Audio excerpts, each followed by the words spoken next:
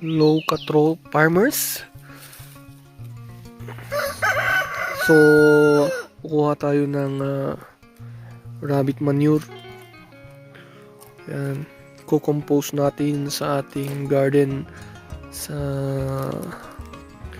garden ng 4H Club Irisan. So ito yung nilagay ko na rabbit manure dito para mag-compose siya, kaykayin ng mga manok, at saka ma-dry na rin bago natin ilagay dito sa ating sako at itataas natin sa garden ng 4H Club Irisan. At ito ang gagawin nating natural fertilizer sa ating mga kamatis na tanim.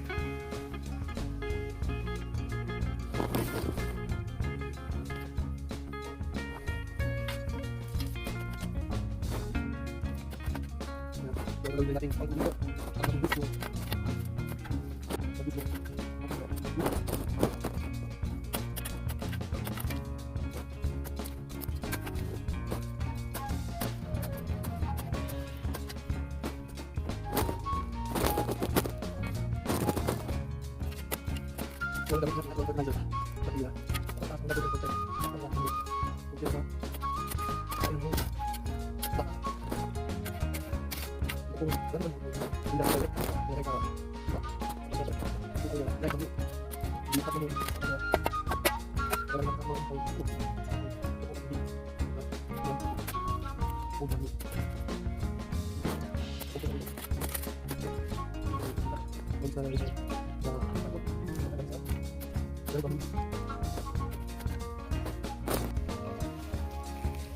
Ito po ang ating nakolektang rabbit manure na may kasamang mga bamboo leaves and trunks. So yan po. Ito po yung gagamitin nating pang natural fertilizer sa ating mga kamatis, para at pang conditioner na rin po sa ating mga sa lupa. So yan.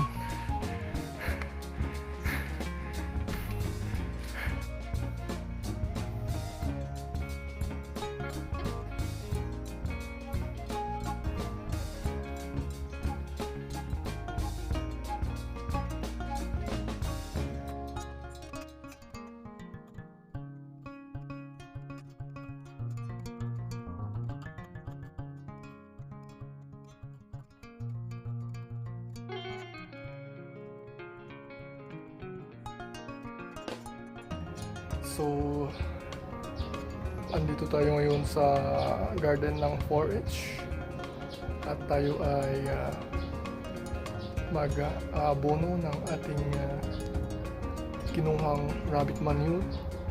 Yan. Yun yung ating tanim na mga kamatis na kailangan nating lagyan ng fertilizer, natural fertilizer, gamit ang ating rabbit manure. Yung ating rabbit manure na may kasamang mga bamboo, dried bamboo leaves. Bilang natin dito ang fertilizer at saka ang conditioner ng ating soil. Ito na mga plastic. Lagay lang tayo na natural fertilizer. Lagay natin yung matapos mo.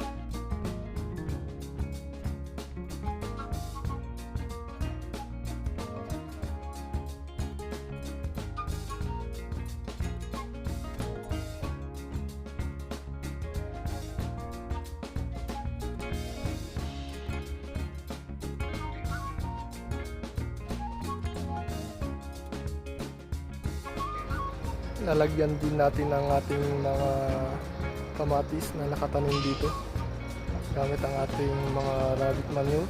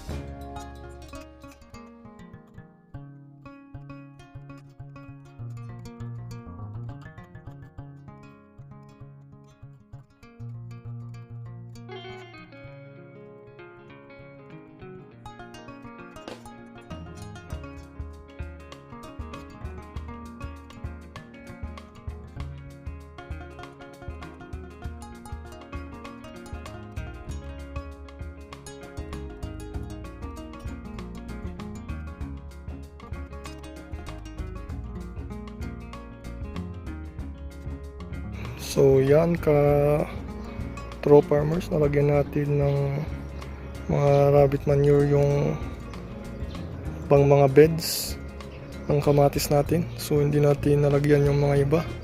Kukuha tayo ng rabbit manure na naman at saka yan ang ilalagay natin dito sa hindi natin nalagyan.